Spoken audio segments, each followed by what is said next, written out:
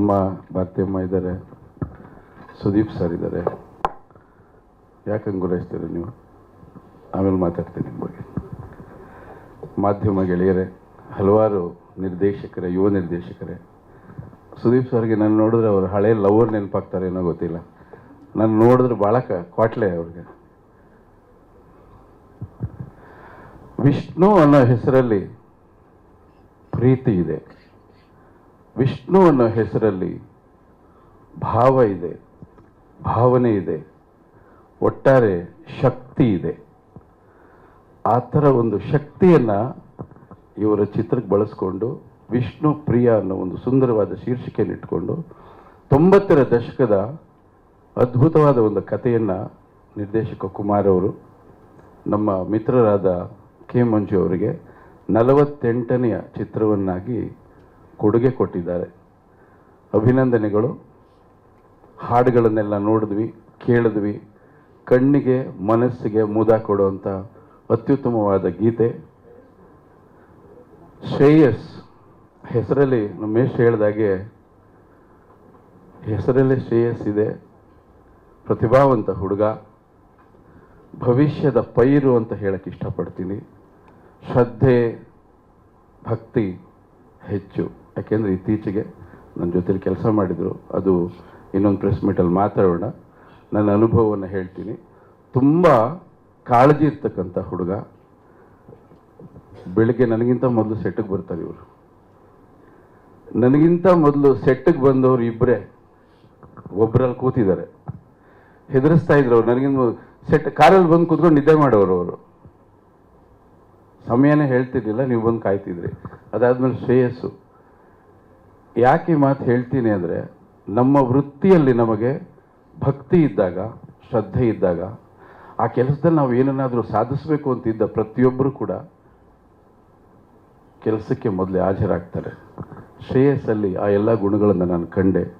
ಈ ಚಿತ್ರ ದೊಡ್ಡ ಯಶಸ್ವಿ ಆಗಲಿ ನಾವೆಲ್ಲ ನಿರೀಕ್ಷೆ ಮಾಡ್ತಾ ಇದ್ವಿ. ಯಾಕೆಂದರೆ ಬಹಳ ವರ್ಷಗಳ ನಂತರ ಒಂದು ಪ್ರೇಮ ಕಥೆ ಬರ್ತಾ ಇದೆ. ಹಲವಾರು ಜಾನರ್ ಸಿನಿಮಾಗಳೆಲ್ಲ ನಮಗೀಗ ಬರ್ತಾ ಇದೆ. ಈ ರೀತಿಯ ಚಿತ್ರ ಬಹಳ ವಿರಳ ಈಗ ಸದ್ಯಕ್ಕೆ. ಈ ಚಿತ್ರ ಯಶಸ್ವಿ ಆಗಲಿ ಅಂತ ನಾನು ಹೃದಯ ತುಂಬಿ ನಾನು ಆಶಿಸ್ತೀನಿ.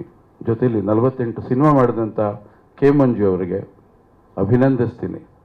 ಯಾಕೆಂದರೆ ನಿರ್ಮಾಣ ಸಂಸ್ಥೆಗಳು ಉಳ್ಕೊಳ್ಳೋದಿಲ್ಲ ಈಗ. ಶುಕ್ರವಾರ ಒಂದೊಂದು ನಿರ್ಮಾಣ ಸಂಸ್ಥೆ ಬರುತ್ತೆ, ಎಲ್ಲಿ ಹೋಗುತ್ತೆ ಅಂತಲೇ ಗೊತ್ತಿಲ್ಲ.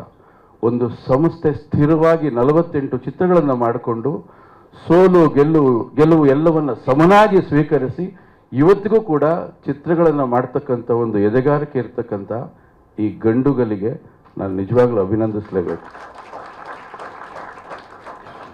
ಒಂದು ಸಿನಿಮಾ ಸೋಲ್ತಿದ್ದಾಗೇನೆ ವೆಕ್ಸ್ ಆಗಿಬಿಡುತ್ತೆ, ಯಾಕಪ್ಪ ಇನ್ನೊಂದು ಸಿನಿಮಾ ಮಾಡಬೇಕು ಅಂತ. ಮರಳಿ ಯತ್ನವ ಮಾಡು. ಎಲ್ಲಿ ಸೋಲಿದೆಯೋ ಅಲ್ಲೇ ಗೆಲುವನ್ನು ಕಾಣಬೇಕು ಅನ್ನೋ ಅವರ ಛಲ ಇದೆಯಲ್ಲ, ಅದನ್ನು ನಾವು ಮೆಚ್ಕೊಳ್ಳೇಬೇಕು. ಆದಷ್ಟು ಬೇಗ ಅರ್ಧ ಸೆಂಚುರಿ ಮಾಡಿ ಸೆಂಚುರಿ ಹತ್ರ ಹೋಗಿ ಉತ್ತಮ ಸದಭಿರುಚಿ ಚಿತ್ರಗಳನ್ನು ಮಾಡಿ ಕನ್ನಡ ಚಿತ್ರರಂಗ ಇವತ್ತು ಹೇಗಿದೆ ಅಂತ ನಾನು ಹೇಳಬೇಕಾಗಿಲ್ಲ, ನಿಮಗೆಲ್ಲ ಗೊತ್ತಿದೆ. ತುಂಬ ಸಮಸ್ಯೆಯಲ್ಲಿದೆ. ಯಾಕಿದೆ ಅಂದರೆ ಚಿತ್ರಗಳು ಯಾವುದೂ ಕೂಡ ಸ್ಥಿರವಾಗಿ ನಿಲ್ತಾ ಇಲ್ಲ. ಎಲ್ಲೋ ಅಪರೂಪಕ್ಕೆ ಒಂದು ಸುದೀಪ್ ಅವ್ರ ಚಿತ್ರ ಬರ್ಬೋದು, ಇನ್ನೊಂದು ಸ್ಟಾರ್ ಚಿತ್ರ ಬರ್ಬೋದು. ಉಳಿದಂತೆ ಬೇರೆ ಸಮಯಗಳಲ್ಲಿ ಚಿತ್ರಗಳು ನಿಲ್ತಾ ಇಲ್ಲ. ಹಲವಾರು ಕಾರಣಗಳಿದೆ. ಈ ನಿಲ್ತಾ ಇಲ್ಲ ಅಂತ ಯಾವ ಪದ ನಾನು ಬಳಸ್ತಾ ಇದ್ದೀನಿ, ಅದ್ರ ಮಧ್ಯೆ ಒಳ್ಳೊಳ್ಳೆ ಚಿತ್ರಗಳು ಕೂಡ ಕೊಚ್ಕೊಂಡು ಹೋಗ್ತಾ ಇದೆ. ಈ ಮಹೇಶ್ ಸಿನಿಮಾ ಮಾಡ್ತಾರೆ, ನಮ್ಮ ಗುರುದೇಶ್ ಪಾಂಡೆ ಅವರು ಸಿನಿಮಾ ಮಾಡ್ತಿರ್ತಾರೆ. ಎಲ್ಲರೂ ಕೂಡ ಸಿನಿಮಾ ಸಕ್ಸಸ್ ಆಗಬೇಕು ಅಂತ ಶ್ರಮ ಪಡ್ತಿರ್ತಾರೆ. ಅವರ ಶ್ರಮ ಕೊಚ್ಚಿ ಹೋಗಬಾರ್ದು, ಸ್ಥಿರವಾಗಿ ನಿಲ್ಲಬೇಕು. ಹಾಗಾದಾಗ ಮಾತ್ರ ಚಿತ್ರರಂಗ ಗಟ್ಟಿಯಾಗಿ ನಿಲ್ಲುತ್ತೆ. ಈ ಚಿತ್ರ ದೊಡ್ಡ ಯಶಸ್ವಿ ಆಗುವಂಥ ಎಲ್ಲ ಸೂಚನೆಗಳನ್ನು ಕೂಡ ಕೊಟ್ಟಿದೆ. ಶ್ರೇಯಸ್ಸು ಉತ್ತಮ ನಾಯಕ ನಟರಾಗಿ ಚಿತ್ರರಂಗದಲ್ಲಿ ನಿಲ್ಲಲಿ ಅಂತ ನಾನು ಹಾರೈಸ್ತಾ ನನ್ನ ಮಾತನ್ನು ಮುಗಿಸ್ತಾ ಇದ್ದೀನಿ. ಶುಭವಾಗಲಿ ನಿಮಗೆ.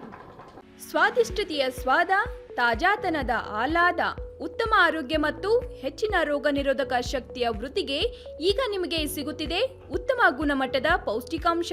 Shri Vaidik millet health mix. ಇದು ಸಿರಿಧಾನ್ಯಗಳ ಸಂಪತ್ತು.